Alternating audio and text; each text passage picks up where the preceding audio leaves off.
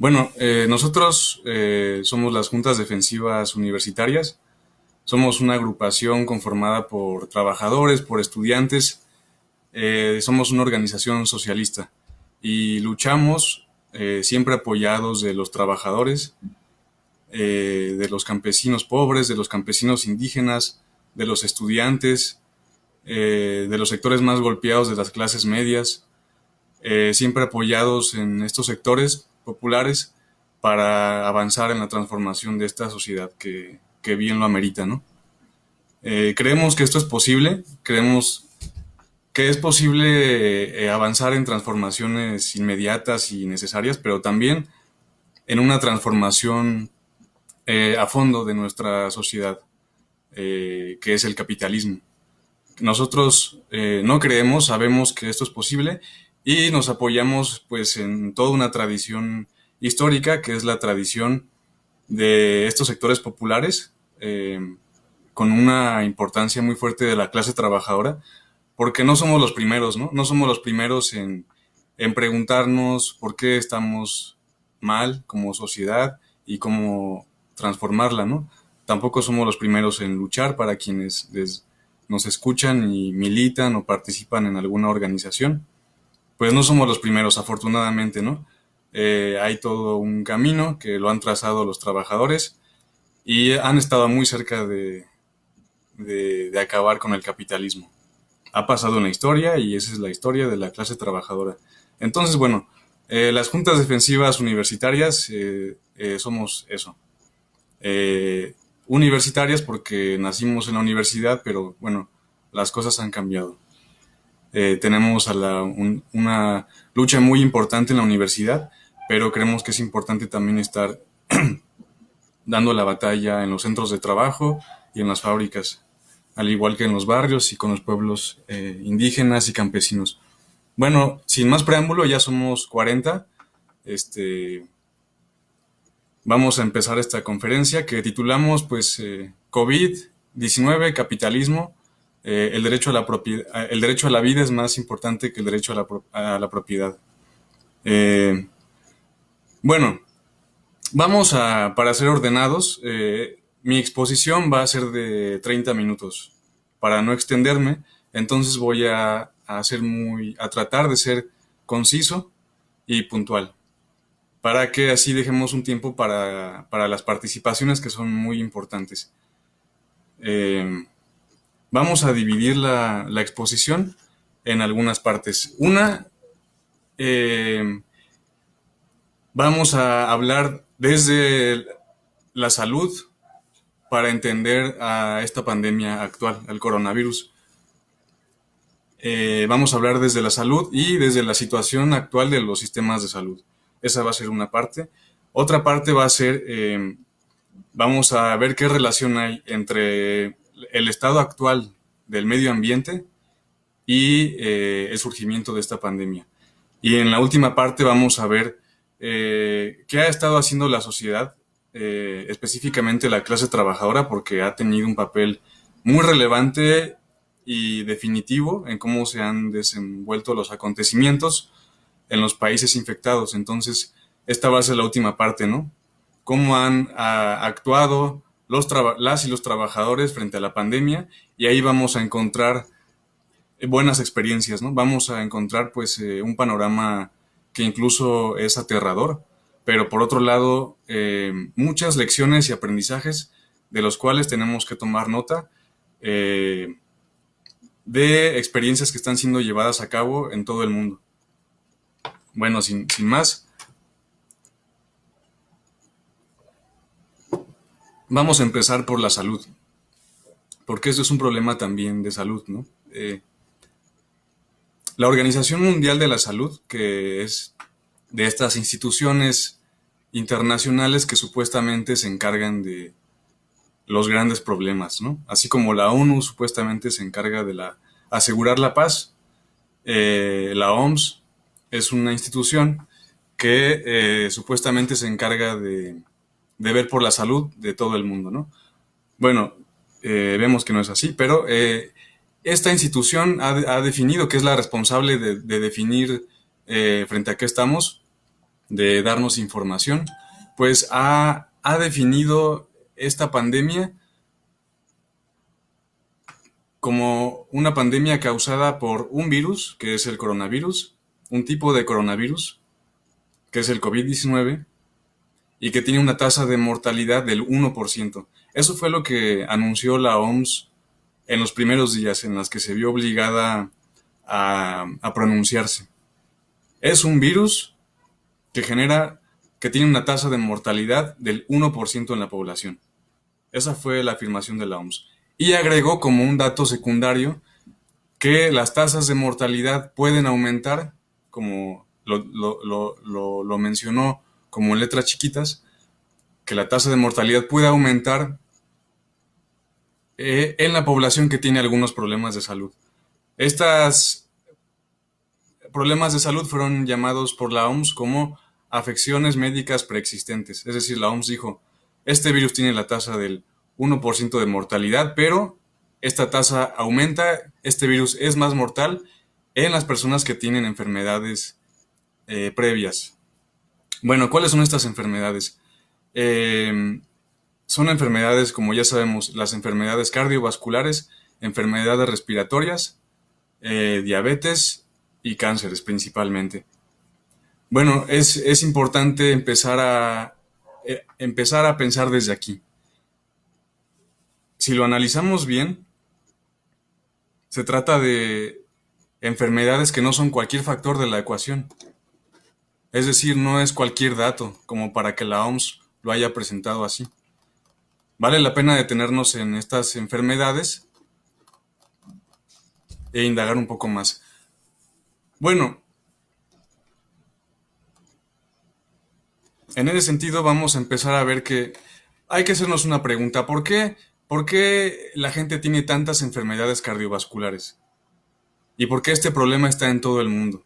Estos factores, como las enfermedades cardiovasculares, han sido el factor que ha detonado más mortalidades en personas infectadas. Bueno, las enfermedades cardiovasculares están muy ligadas a la vida cotidiana que llevamos hoy en día y que lleva la clase trabajadora con mayor peso. Hay datos que aporta la Organización Internacional del Trabajo, que son datos fuertes en los que reconoce que 160 millones de personas en el mundo tienen enfermedades que tienen que ver con su trabajo. Y 2 millones de personas mueren por causas laborales. Pensar en la vida cotidiana de un trabajador, en México, pero también en China. Estamos viendo ya que la cifra de enfermedades que se producen por el simple hecho de trabajar en el capitalismo. Detengámonos en el trabajo. En los últimos años, en los últimos 30 años sobre todo, las jornadas de trabajo se han incrementado de una manera muy, muy fuerte en todos los países, ¿no? Hoy en día es muy común trabajar 11 o hasta 12 horas, ¿no? México es uno de los países dentro de la OCDE en donde más se trabaja. Somos uno de los países en donde la clase trabajadora labora más tiempo. Se calcula que son 43 horas a la semana.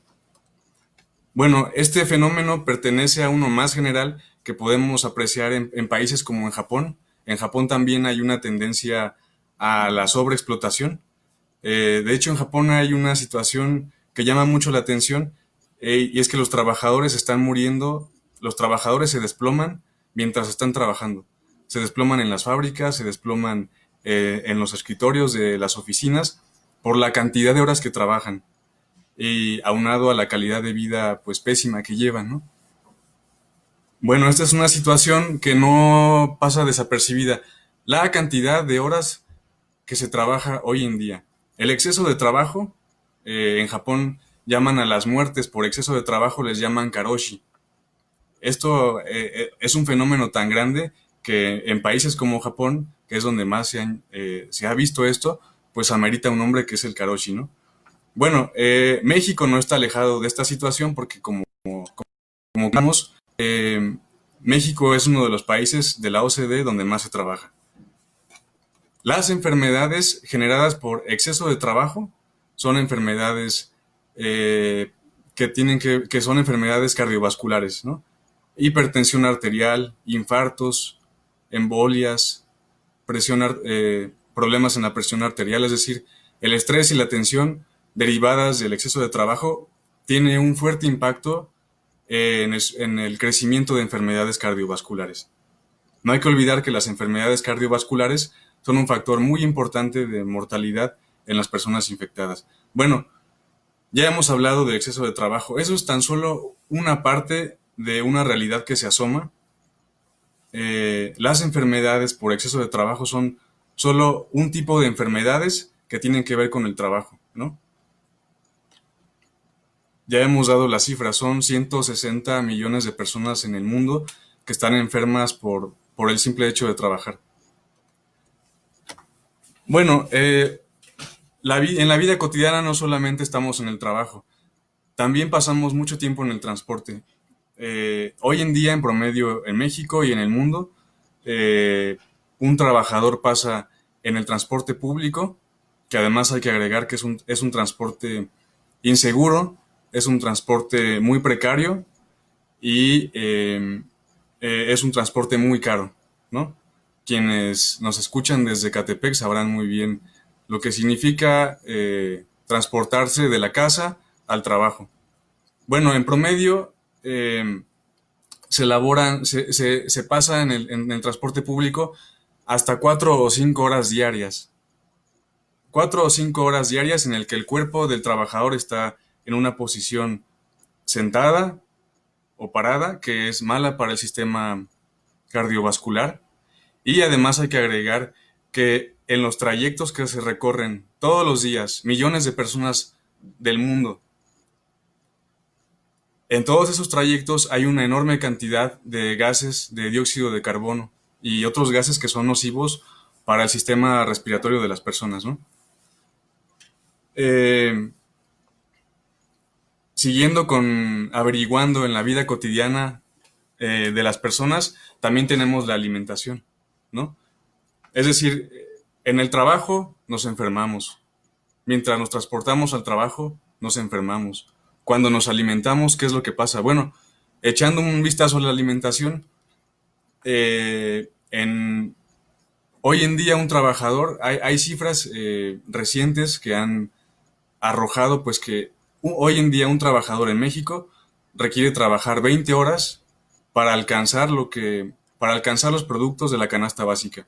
20 horas para poder comprar el huevo, la tortilla, la leche, es decir, una dieta mínima que es balanceada y equilibrada, indispensable para la salud y el bienestar. Es inalcanzable en México. Eh, con el poco tiempo que tienen los trabajadores, porque se la pasan trabajando, el poco tiempo libre y también el hecho de que en los centros de trabajo no hay comedores y sus casas están a 4 o 5 horas, pues lo que hay son centros de venta de comida industrializada, ¿no? Los Oxxos, por ejemplo, son tiendas donde se vende comida industrializada y que esta comida es rica en qué, pues en azúcares, es rica en sales, es rica en glutamato, ¿no? Y estos ingredientes que son los que están causando en México los problemas como la diabetes, ¿no? La diabetes, recordemos, es un padecimiento, un malestar que empeora la salud de una persona contagiada por este virus. Bueno, esto es para decir que el virus, cuando hablamos del virus del COVID-19, no estamos hablando de un virus en abstracto. Estamos hablando de un virus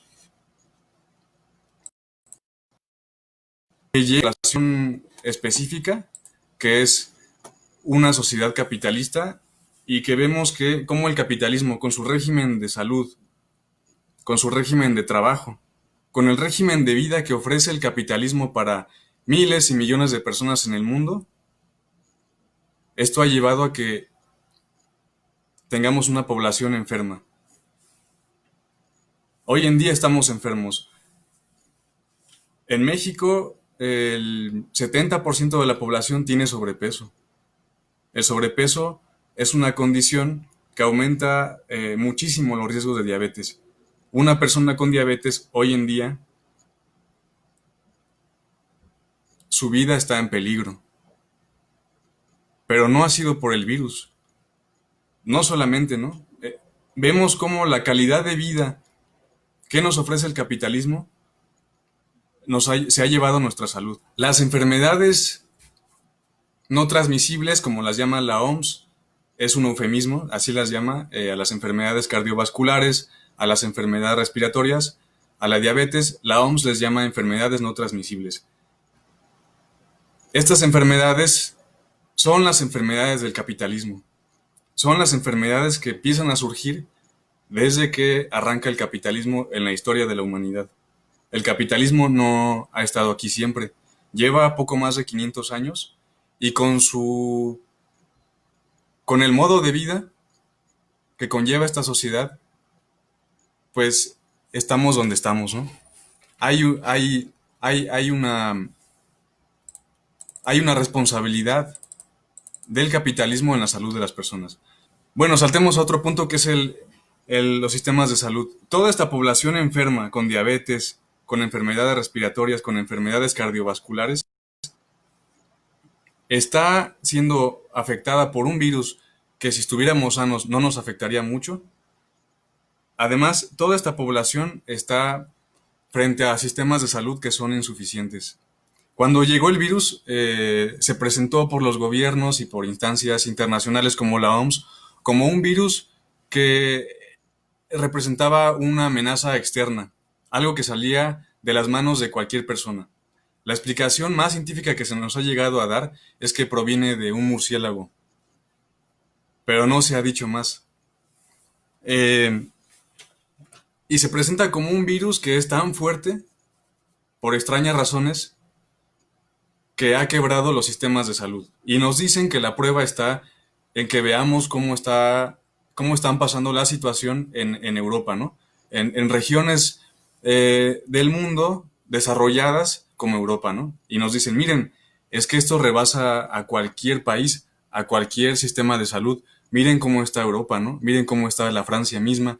Y es verdad, vemos que en todo el mundo, también en Europa, vemos cómo los médicos están trabajando sin cubrebocas, sin guantes, se están contagiando, hay muchísimos médicos que están muriendo. Vemos cómo en todos los países han exigido pues más equipo de protección. Incluso en países como Francia, que uno pensaría que no hay ninguna carencia, pues en Francia los médicos han tenido que tomar ventiladores, respiradores veterinarios para dárselos a las personas porque no, simple y sencillamente no hay ventiladores. Lo mismo ha sido, bueno, más grave en Italia, pero también en otros países de Europa. Bueno, hay que detenernos aquí porque esto es muy importante. Esto es un mito. No es verdad que el virus sea tan fuerte como para rebasar los sistemas de salud. Eso es está mal planteado así. Si analizamos un poquito la situación de los sistemas de salud, empezando por Europa, que es donde llegó el virus, primero antes que acá y después que China, vemos cómo en países como en Italia ha sido uno de los países en Europa que más ha sido golpeado. Vemos cómo Italia es un país que ha tenido gobiernos que en los últimos años han hecho recortes presupuestales gigantescos al sector salud. Han retirado miles de millones de euros que eran destinados antes para la salud de los italianos. Esto ha ocurrido en todo el mundo, pero también en Europa. Nos dicen que allá, nos dicen que el virus es tan fuerte que allá tumbó a los sistemas de salud.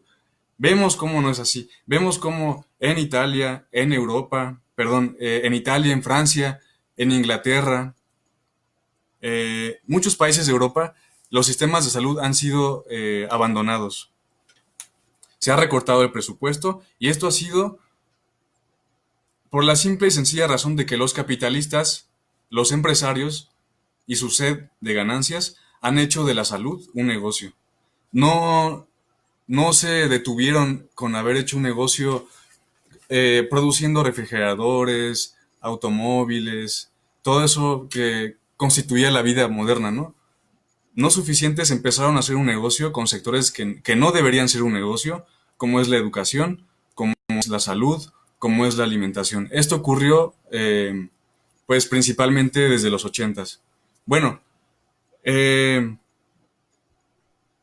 los médicos que hoy en día han muerto en Italia son los mismos médicos que hace 3, 4, 5 años denunciaban que los sistemas de salud ya no aguantaban más, ¿no? En Italia ha habido casos también, como en México, de personas que mueren afuera de los hospitales, ¿no? Esta es la realidad. Entonces, esto nos lleva a decir que los capitalistas, los empresarios, haciendo de la salud un negocio, han llevado a la destrucción de los sistemas de salud. Vamos a andar un poquito, vamos a dar un ejemplo de México, ¿no? En México el sistema de salud comenzó también a privatizarse desde finales de los ochentas. Por ahí del 93, los empresarios comenzaron a hacer un negocio del sistema de salud mexicano. Empezaron primero por, por el sistema de pensiones de los trabajadores que estaban afiliados al Seguro Social, como al IMSS. Bueno, fue ahí que se constituyeron estas que llamamos afores, que se llaman afores, que son organismos financieros que cuando llegaron dijeron que iban a hacer una mejoría porque iban a administrar mejor los fondos de los trabajadores, los iban a invertir en la bolsa de valores, iban a obtener ganancias y por lo tanto los trabajadores se iban a beneficiar. Bueno, no ha sido así. Tan solo en ese ámbito, que son las pensiones, los capitalistas han hecho un desastre. Hace algunos años, las Afores se vieron obligadas a decir que habían perdido más de 90,000 millones de pesos de los fondos de los trabajadores. Esto es una cantidad gigantesca. Lo que ha pasado es que estas instancias financieras han tomado los fondos de los trabajadores, los han puesto en la bolsa de valores, han especulado con ellos como si estuvieran en un casino de Las Vegas y nos han venido a decir, ¿qué creen? Apostamos su dinero y lo hemos perdido. Bueno, así fue en México, es el caso, estamos hablando de México, de los sistemas de salud de México. Los capitalistas entraron primero a hacer un negocio con el dinero de los fondos de los trabajadores afiliados al IMSS. Después de esto, hicieron un negocio con el abastecimiento de medicinas, con el financiamiento de los sistemas de salud y también con el servicios básicos como la seguridad o la limpieza en los hospitales. Esta lógica de entregarle a los empresarios el sistema de salud, cuando se hizo, se nos aseguró que esto iba a representar un beneficio para toda la población. No ha sido así. Los empresarios haciendo un negocio de la salud han ofrecido camas, han ofrecido medicamentos siempre y cuando se paguen. Es decir, la salud se ha convertido en una mercancía más y es un acceso solo para quien la puede pagar. Los laboratorios, las clínicas baratas como las del doctor Simi, eh, los hospitales privados, ¿no? Las afores, empresas de limpieza, todos estos sectores de empresarios que han exprimido a los sistemas de salud los han dejado en la situación que hoy estamos. Voy a dar un último ejemplo, el caso de la farmacéutica Pisa. Hace unas semanas hubo una manifestación afuera de Palacio Nacional. Eran muchas personas que son pacientes de cáncer y se manifestaban porque la única empresa que maneja metrotexato, un medicamento que es fundamental para los pacientes con cáncer, es la farmacéutica Pisa. Bueno, a esta empresa de fármacos, el gobierno mexicano, me parece que el de Peña Nieto, le dio más de 1,000 millones de pesos del dinero de los trabajadores que son los que pagan impuestos, se le dio a esta farmacéutica 1.000 millones de pesos. Y hoy en día los pacientes de cáncer no tienen el medicamento que supuestamente esa empresa iba a elaborar con esa cantidad de dinero. Bueno, ese ha sido el resultado, amigos y amigas, de haber hecho un negocio con la salud. Eh, las farmacéuticas en los últimos años han dejado de investigar, han dejado de destinar fondos para la investigación de infecciones eh, causadas por virus, como el coronavirus. Es decir, hace también aproximadamente 30 años, con este recambio a nivel mundial, las farmacéuticas decidieron empezar a invertir más dinero, por ejemplo, en publicidad o en pastillas que son representan más un negocio, como los antigripales e incluso pastillas para problemas de sexualidad para los hombres, ¿no? Como la pastilla azul, etc. Las farmacéuticas han dejado de invertir en los últimos años en vacunas para enfermedades infecciosas. Eso es otro dato muy importante y bueno, ese es el estado actual de los sistemas de salud.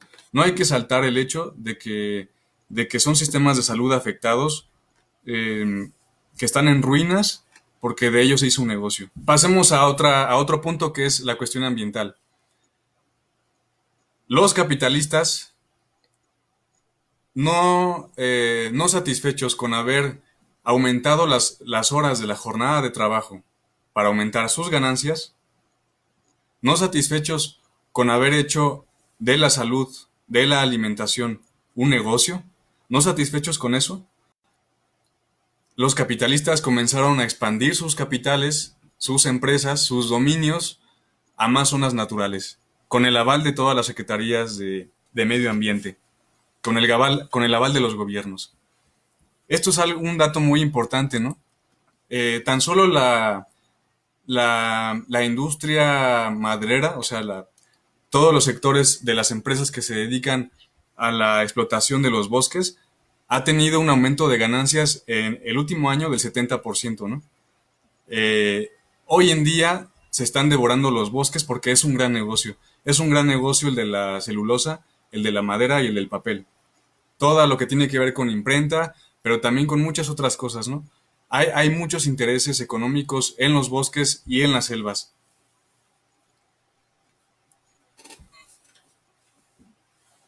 Bueno, ¿cuál ha sido el efecto de todo esto? Vamos a empezar por lo básico. Estamos hablando de un virus. Un virus es un microorganismo.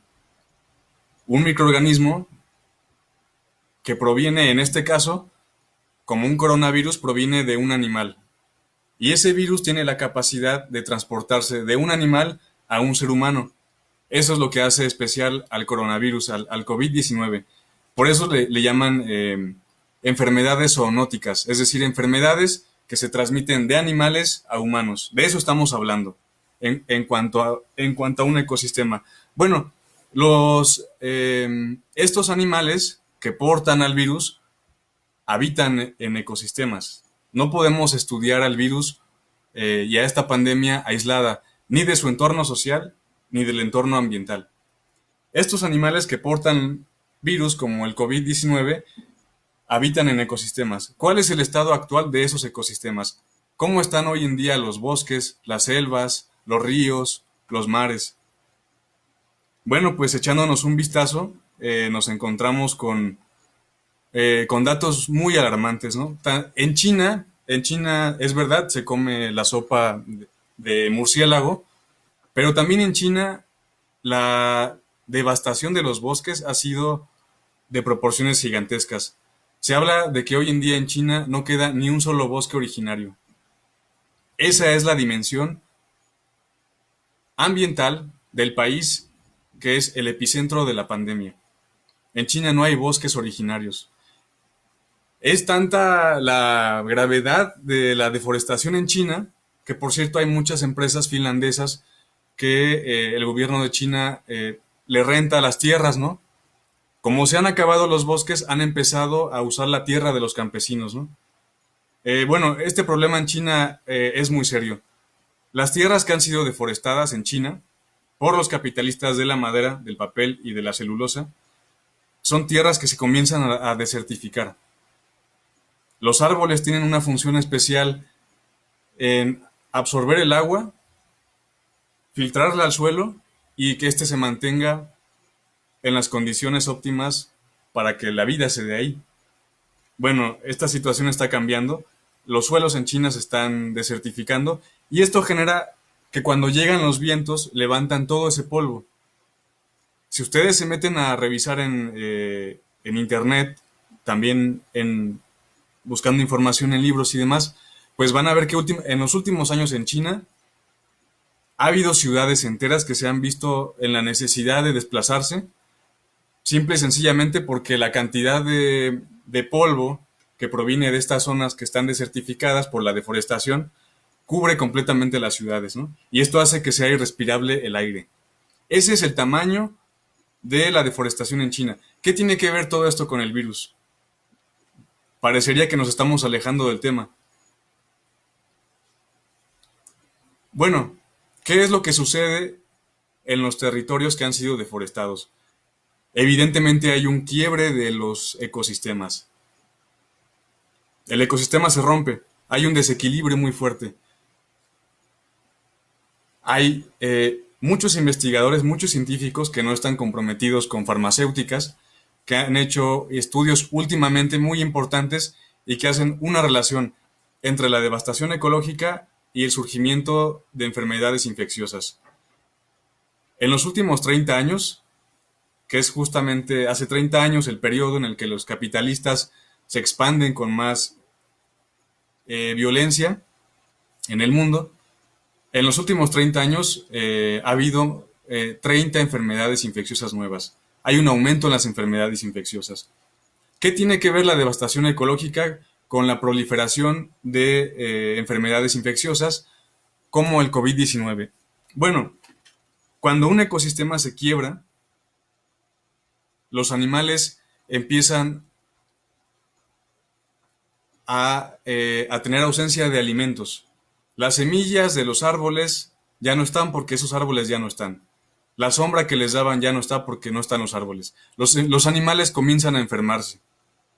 Hoy en día tenemos en el mundo no solamente un serio problema de extinción de especies causadas por la intervención del capital en las zonas naturales, sino que también tenemos un problema de enfermedades en los animales. Los animales están enfermos.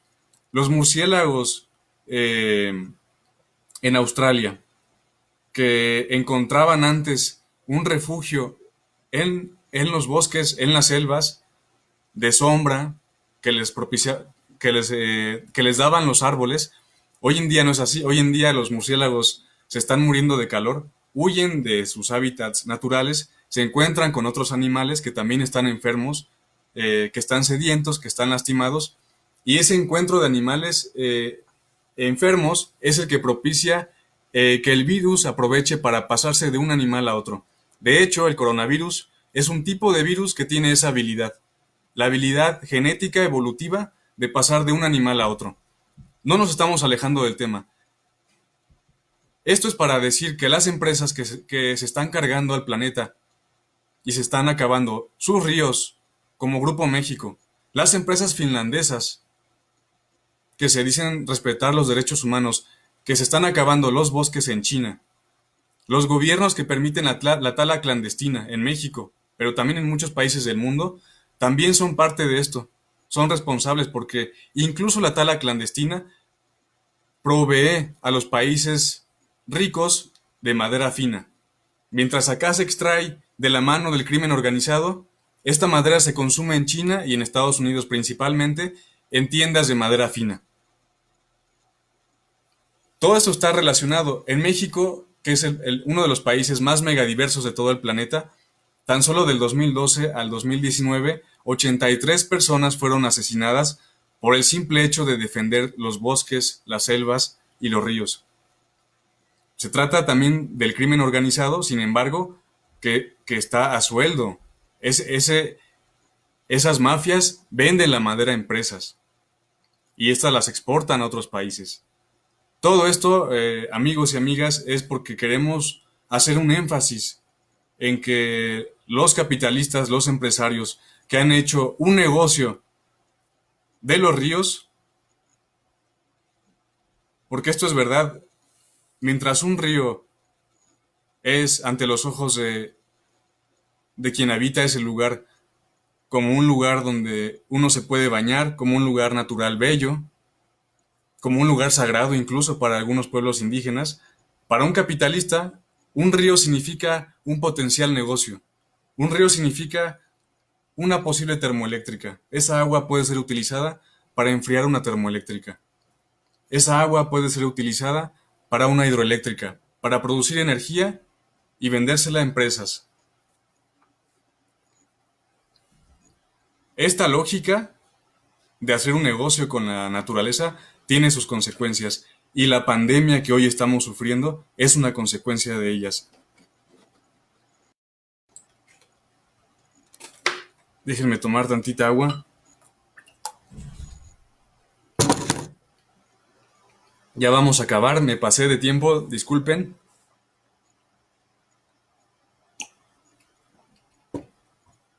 Pero bueno, pensemos entonces en las enfermedades que nos ha generado el capitalismo y que hoy en día son el principal factor de riesgo que vulnera nuestras vidas frente a un virus así. ¿Cómo es posible que hoy en día los científicos logren desarrollar robots que ganan partidas de ajedrez frente a seres humanos? Han podido desarrollar robots que son controlados desde una central en la NASA en Estados Unidos hasta un planeta como Marte. Hoy en día Trump está muy preocupado porque está destinando una parte muy importante, en plena pandemia, está destinando una parte muy importante de los recursos públicos a una misión espacial a Marte. La misión espacial a Marte es para Trump más importante que la vida de miles y millones en Estados Unidos. ¿Cómo lo podemos comprobar? No con sus lágrimas falsas, sino viendo, por ejemplo, que Trump disminuyó el presupuesto a la salud pública como lo ha venido haciendo desde que arrancó su gobierno. Y mientras tanto ha aumentado el presupuesto en guerra y a la NASA para esta misión espacial. Bueno, pasemos al último punto para terminar y dar paso a sus participaciones. Es un punto muy importante. Esperemos que también nos estén escuchando de nuestros camaradas de San Quintín, nuestros camaradas de Matamoros, que nos estén escuchando trabajadores que llegan de sus trabajos y nos están dedicando un tiempo aquí a la conferencia, porque esto es muy importante. Desde que empezó el virus, desde que este virus surgió, quien alertó al mundo del surgimiento de este virus fue un médico, fue un trabajador de la salud en China, ¿no?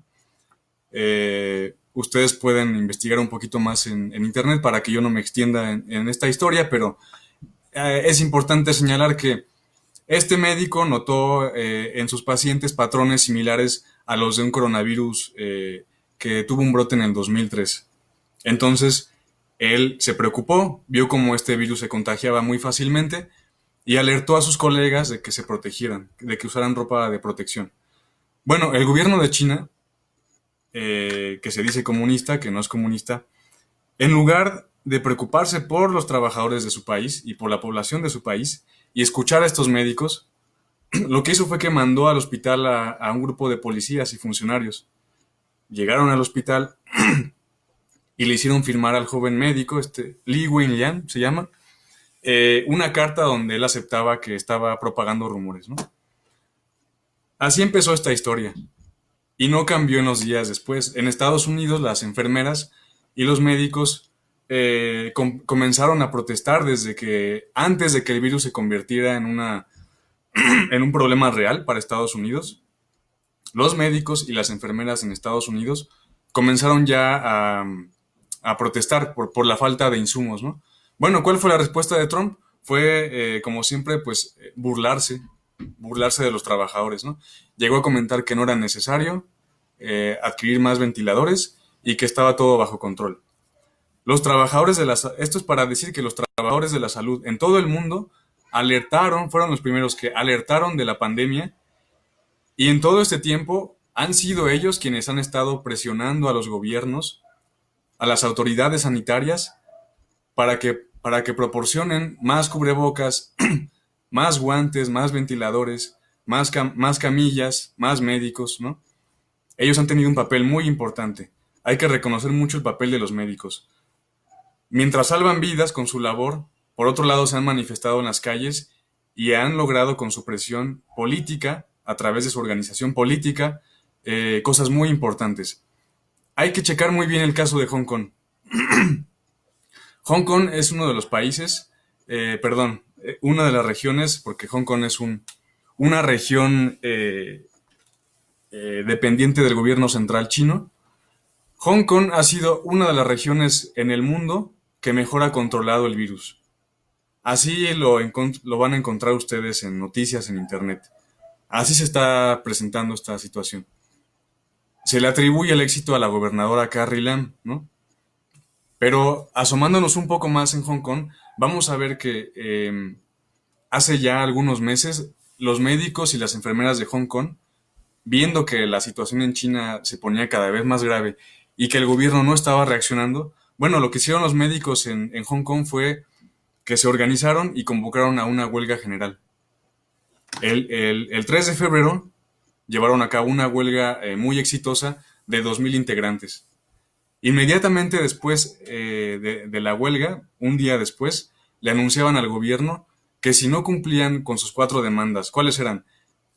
Era más cubrebocas, o sea, más mascarillas para la población, más clínicas especializadas, protección para los médicos y el cierre de fronteras con China. Esas 4 demandas eran con las que los médicos en Hong Kong se levantaron en huelga. Advirtieron al gobierno que si no atendía las demandas iban a llevar a cabo otra huelga, esta vez de 6.000 integrantes.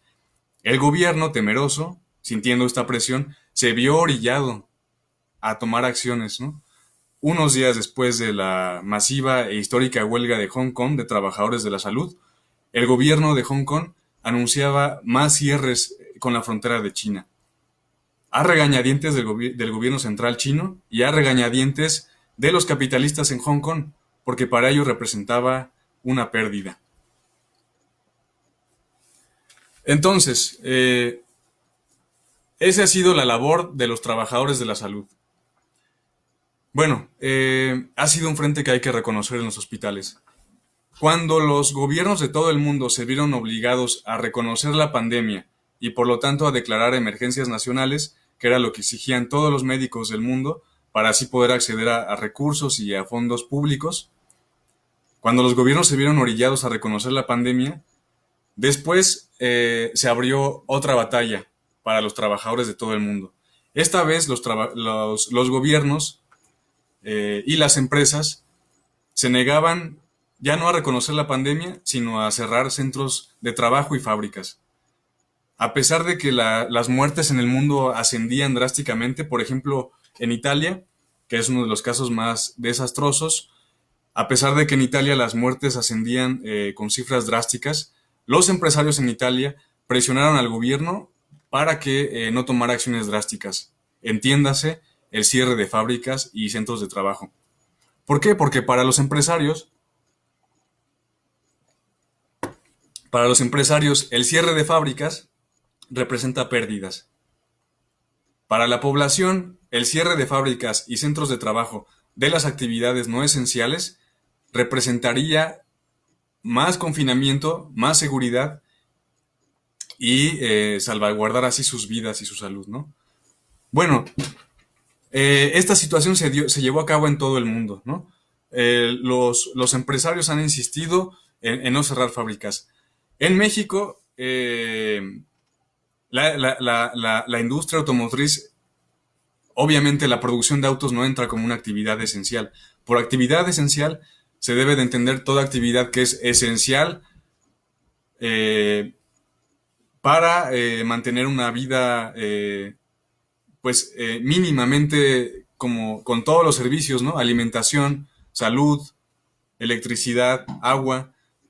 Esos son sectores fundamentales que no se pueden parar, es verdad. Pero la producción de autos, por supuesto que se puede detener. Es decir, nadie va a morir si no se produce un auto. Sin embargo, la industria automotriz en México ha estado presionando al gobierno de Andrés Manuel para que la incluya como una actividad esencial y comience a producir autos. Hoy el gobierno de Andrés Manuel pues se tuvo que pronunciar y dijo que lo va a valorar. Esperemos que su respuesta sea que no. En España esto mismo ocurrió. La fábrica de Mercedes-Benz, fíjense, Mercedes-Benz, que es una empresa capitalista muy importante, en plena pandemia y cuando los muertos ascendían por miles, eh, Mercedes-Benz se negó a cerrar la fábrica y dio la orden a sus trabajadores en el País Vasco, en Euskadi, de seguir trabajando. Bueno, en la fábrica, en esta fábrica de Mercedes-Benz que generan automóviles, ya se había dado un contagio, ¿no? Entonces, los trabajadores lo que hicieron fue eh, desobedecer las órdenes del patrón y se fueron se pusieron al final de la línea de producción y con silbatos y sonando los claxon de todos los autos de la planta, dijeron que no podían producir ni un auto más. Fue tanta la fuerza de este paro laboral de 5,000 trabajadores que la empresa tuvo que retroceder. Terminamos con esto, compañeros y compañeras. En todo el mundo, si los gobiernos han avanzado y han tomado medidas, ha sido por la acción de los trabajadores. Y las huelgas han tenido un papel muy importante. De hecho, en México, hoy salió la nota, el 60%, el 68% de las empresas en Baja California no quiere cerrar. En el norte la situación así es, como también en el centro del país. Pero allá, hace un año, los trabajadores de Matamoros arrancaron una lucha muy importante, ¿no? Hace un año allá en Matamoros se fueron a huelga y alcanzaron logros muy importantes, ¿no? Bueno, los trabajadores hoy en día en el norte no olvidan estas lecciones y están tomando las fábricas, están tomando los centros de trabajo para cerrar y salvar sus vidas. Esa es la única manera en la que lo vamos a lograr, compañeros y compañeras. Si ustedes están escuchándonos y trabajan para actividades no esenciales, no hay ninguna razón para que ustedes sigan asistiendo. La empresa está obligada a ofrecer cuarentenas con goce de sueldo para todos los trabajadores. Esto se ha logrado en el mundo a través de las huelgas. Y bueno, es algo que también ha sido muy importante porque eh, en países como en Italia, la huelga fue muy fuerte, ¿no? Reunió a todos los sectores de los trabajadores y fue así como en Italia empezaron a cerrar más fábricas porque ni los gobiernos, ni el gobierno, ni las empresas querían cerrar a pesar de que los muertos se contaban por miles, ¿no? Si en Italia los trabajadores no se hubieran organizado y no se hubieran ido a huelga, tal vez los muertos se contarían el doble o el triple, ¿no? Lo mismo va para México. Entonces, esta lucha se está dando ya. El sindicato de jornaleros agrícolas en San Quintín está dando una batalla muy importante para que los empresarios que manejan estos campos de cultivo, que bueno, con el pretexto de que son alimentos, sí, aunque sean blueberries y fresas, los empresarios dicen que es una actividad esencial, pero ni siquiera están ofreciendo condiciones mínimas de seguridad. En San Quintín, los jornaleros están trabajando sin baños, sin cubrebocas, sin medidas de seguridad básica. Ya hay muchos campos en los que el SINJA, este sindicato de jornaleros agrícolas, ha logrado avances muy importantes. En México, las últimas cifras oficiales de hace unos días indicaban que son 300,000 los despidos que se han registrado desde que empezó la pandemia. 300,000. A esos hay que sumarles los despidos no oficiales, ¿no? Hoy salió una nota de que en Estados Unidos más de 26 millones, más de 26 millones de trabajadores han sido despedidos en Estados Unidos en 35 días. Por supuesto que hay dinero para... Por supuesto que hay recursos, hay riqueza en el mundo para que los trabajadores puedan estar en sus casas con agua, con electricidad, con alimentos y con las medidas de seguridad básicas. En el mundo hay dinero para eso. Hoy en día es tanta la riqueza que todos podríamos vivir dignamente.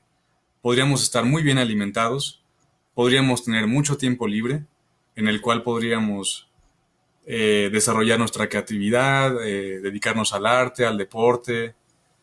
Se puede en todo el mundo, solo que el capitalismo es una sociedad que consiste en que los trabajadores, que son la mayoría, generan la riqueza y una camarilla de burgueses concentra toda esa riqueza.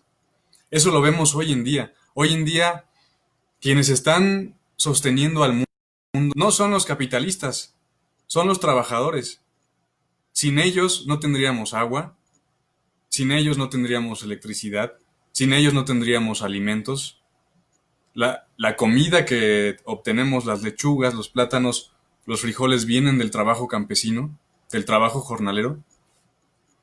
La electricidad también viene del trabajo de los camaradas del ESME, que están arriesgando su vida para ofrecernos luz y electricidad. Entonces, por supuesto que en el mundo hay riqueza para que se puedan proporcionar cuarentenas para todos los trabajadores de las actividades no esenciales.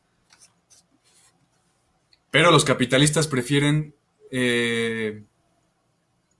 reservarse esa riqueza porque ellos nunca nos van a ceder riqueza, parte de su riqueza, ¿no? Eso nunca va a suceder. Hay un comentario que tenemos aquí. Apenas salió de Camila Pérez, apenas salió un reportaje de un obrero que laboraba en una empresa de partes de automóviles en el norte del país y falleció por coronavirus. Hay que exigir activamente que cierren todas las empresas no esenciales. Por supuesto que sí.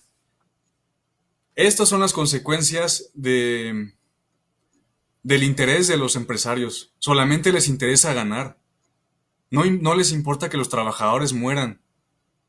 Para ellos un trabajador es como una carretilla de hilo que tarde que temprano se va a desgastar y habrá que cambiarla por otra nueva. Pero esto no puede ser así. No puede ser posible que hoy en día muera un trabajador por haber producido un automóvil en plena pandemia. Gracias por sus comentarios. Katsuko Nakamura, compañero, ¿podría leer los comentarios? Bruce no comenta, a mí me despidieron de mi trabajo porque se terminó mi contrato por 3 meses, pero todos sabemos que fue por la cuarentena. Efectivamente, compañero, este es un comentario muy importante porque los trabajadores que no tienen, que tienen este tipo de contrato que son por 3 meses, son trabajadores que no están sindicalizados y que trabajan por el esquema muchas veces del outsourcing o de esquemas de flexibilización laboral. Bueno, estos trabajadores pueden ser despedidos sin más, sin que la empresa tenga que decir por qué lo despidió, sin que la empresa tenga que dar una indemnización, sin que la empresa tenga que dar una liquidación como debería ser. Esto es así porque en los últimos años se ha flexibilizado el trabajo. Eso quiere decir, se ha abaratado. Los últimos gobiernos en México han abaratado la mano de obra de la clase trabajadora en el país para que vengan empresas como Driscoll's, que explota a los jornaleros agrícolas de San Quintín, y por el simple hecho de poner su empresa en México, estas empresas adquieren más ganancias, porque es un país donde no hay derechos laborales y eso significa más ganancias para los capitalistas.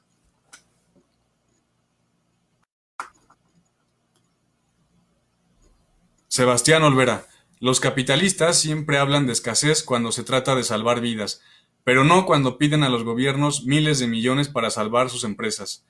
Es una hipocresía. Todos los recursos existentes de la humanidad deben concentrarse en salvar vidas. El derecho a la vida está por encima del derecho a la propiedad. En efecto, en Estados Unidos, el presidente Donald Trump le dijo a las empresas de las aerolíneas que los iba a apoyar al 100% en cuanto a sus pérdidas con toda esta contingencia, ¿no? Mientras que a los trabajadores les dice que no hacen falta ventiladores y después les corta el presupuesto a la salud, ¿no? Entonces, ahí es donde vemos a dónde, cuáles son los intereses de los empresarios y en qué derivan. Dunia, nuestra querida Dunia nos comenta, gracias Iván por la claridad. Es importante bajar y señalar la responsabilidad del sistema económico capitalista a problemáticas sociales concretas como el daño a la naturaleza. En efecto, también creemos lo mismo, ¿no? Muchas veces atinamos en decir el problema es el capitalismo, ¿no? Pero si no hablamos en concreto, si no hablamos de cómo nos afecta el hecho de transportarnos 4 o 5 horas diarias de nuestra casa al automóvil, cómo nos afecta la alimentación que llevamos, cómo nos afecta la deforestación, es decir, cuestiones bien concretas, ¿no?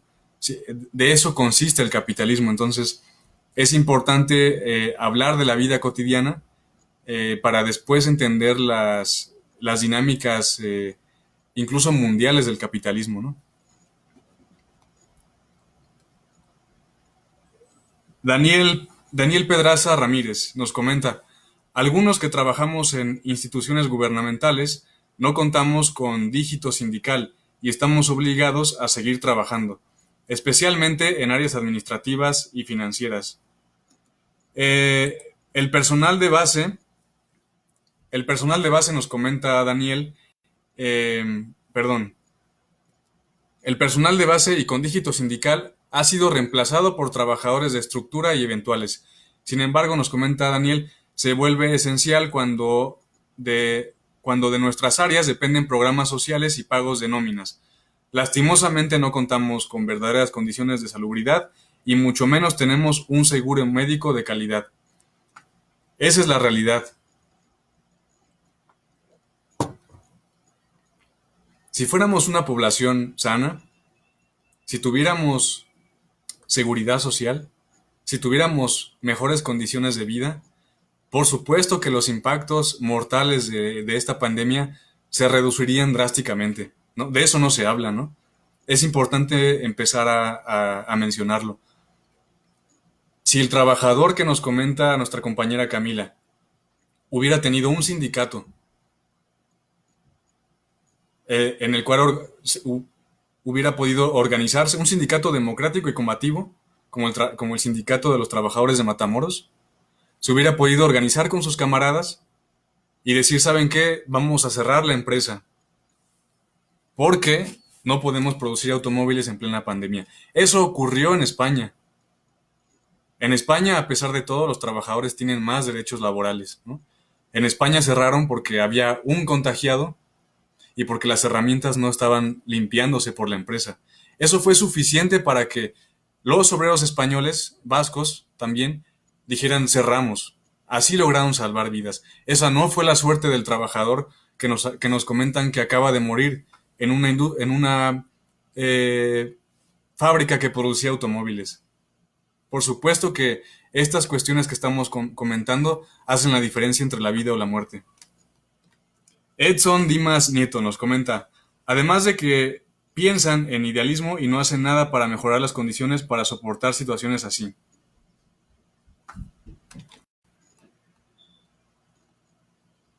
Marta Olivia López Medellín nos comenta, ¿cuál sería la tarea de las y los ciudadanos en esta pandemia? Bueno, esas son preguntas justo, ¿no? ¿De qué sirve si hablamos de los bosques de China, de las huelgas en Hong Kong, de cuestiones tan generales? Bueno, esto nos ayuda a responder preguntas tan básicas como la que nos hace Marta Olivia. ¿Cuál es la tarea de las y los ciudadanos en esta pandemia? Con todo lo que hemos comentado, bueno, podemos decir que hay tareas inmediatas que se tienen que hacer ya y tareas que tenemos que empezar a hacer para que esta situación no se repita, porque la verdad es que no va a ser la última vez. Si esto tiene que ver con una situación de desastre ecológico, con un desastre en la salud de la población mundial, eso no se va a arreglar después de julio, después de septiembre, octubre. Entonces, ¿Qué podemos hacer? Hay que diferenciar las tareas inmediatas y las tareas a largo plazo, ¿no? En lo inmediato, pues por supuesto, ¿no? Empieza la responsabilidad desde lo individual, la conciencia de cuidarse para no contagiar a nuestras familias, a nuestros amigos, a nuestros camaradas. Tomar todas las medidas, por supuesto, pero ahí donde no haya agua, en Iztapalapa es una de las regiones de la Ciudad de México más golpeadas y más precarizadas. Es la región en donde el agua llega al último. Son los últimos en tener agua. Si usted, compañera, es de Iztapalapa y no hay agua, eso hay cómo responder a eso. Se tiene que haber una organización que diga, a ver, el agua es esencial para una higiene mínima para resguardarnos frente al virus, ¿no? Hay que ver a dónde se está yendo toda esa agua, ¿no? Vemos que los hoteles, bueno, en este caso los hoteles no, pero el agua nunca falta para las grandes industrias, ¿no? Para la minería nunca falta el agua. Bueno, luchar por cuestiones tan concretas como el agua, ¿no? Eso es algo que podemos empezar a hacer. Si trabajamos en centros de trabajo donde no son actividades esenciales, lo que podemos hacer, compañera Marta, pues organizarnos y decir simplemente aquí no podemos seguir trabajando. Tenemos que irnos a nuestras casas y que la empresa nos pague la cuarentena con goce de sueldo. Se puede hacer, ya lo hemos visto, ¿no? Bueno, si usted, compañera Marta, es comerciante, también, ¿no? También podemos organizarnos, todos los trabajadores, los estudiantes, los campesinos pobres, los jornaleros, los zapatistas, organizarnos con demandas básicas y comunes, ¿no? Una puede ser para los comerciantes y trabajadores que viven al día, tiene que haber un apoyo básico que les permita alimentarse todos los días y tener todos los servicios a la mano, ¿no? Podemos ir buscando demandas para que podamos impulsar de manera colectiva, ¿no? Yannick Bonkebeck nos comenta, exactamente es lo que siempre hacen. Te dicen que si los privatizan serán mejor y termina siendo la peor asquerosidad del mundo a costa de los trabajadores y los ciudadanos.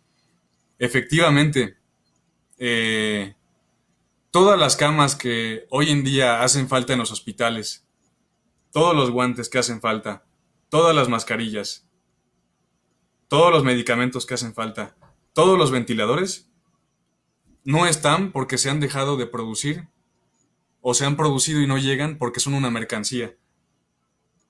Es decir, están disponibles para los países que los pueden pagar, ¿no? Esto no puede ser así, la salud no puede ser un negocio. Eh, por supuesto que la privatización de la salud pues ha generado todo lo que estamos viendo hoy en día, ¿no? Gracias, compañero Yannick. ¿Quién más? Magali, claro. Gracias por la explicación, Iván. Solo como retroalimentación quisiera comentar que es importante considerar que en México necesitamos ser informados sobre los derechos que tenemos como trabajadores. Ante una situación tan difícil como la pandemia del coronavirus, nos comenta Magali, y otras condiciones de extrema desigualdad. Sin embargo, la ciudadanía también debe saber que tenemos una gran responsabilidad de cuidar nuestra salud, porque gran parte de la población que está muriendo en los hospitales por COVID son personas que padecen diabetes, obesidad, problemas cardíacos. Considero que las personas de sectores marginados tienen condiciones más complicadas para alimentarse bien. Pero ¿qué hacemos los que sí tenemos acceso a otras condiciones? En efecto, pues ahí está otra cuestión, ¿no? Hay que cuidar, es un llamado de atención para nosotros sobre enfermedades que son muy propias de la población mexicana, como la diabetes y la obesidad. Urge tomar medidas en eso, ¿no? ¿Qué se puede hacer? Pues que haya comedores gratuitos en los centros de trabajo, que los trabajadores tengan su hora para comer y una comida digna, que los hijos de los trabajadores tengan en sus escuelas también un comedor de comida equilibrada y nutritiva y no estén comiendo chetos y gansitos, ¿no? Por supuesto, hay mucho que hacer en cuanto a la alimentación. Bueno, compañeros y compañeras, llevamos ya una hora de esta conferencia. No queremos extendernos más y pues queremos agradecer su tiempo y también su paciencia porque pues les comento, no es la primera, es la primera vez que llevamos a cabo una acción así desde las juntas defensivas universitarias. Eh, pero bueno, también comentarles que este análisis es parte de un trabajo de reflexión y análisis que tenemos en la organización. Y vamos a estar publicando una serie de artículos para donde lo que acabamos de comentar pues explica de manera más detallada, ¿no? Estén atentos, pues los vamos a estar publicando desde la página de las juntas defensivas universitarias. Les mandamos un saludo a todos. Son tiempos difíciles. México se posiciona como uno de los países más golpeados, aunque el presidente ha sido optimista, pero hay que mencionar que en la misma fase la situación en México ha sido peor que la pandemia ha golpeado fuertemente, ¿no? Entonces, cuando Estados Unidos estaba en la fase en la que estamos actualmente, no había sido tan fuerte como aquí.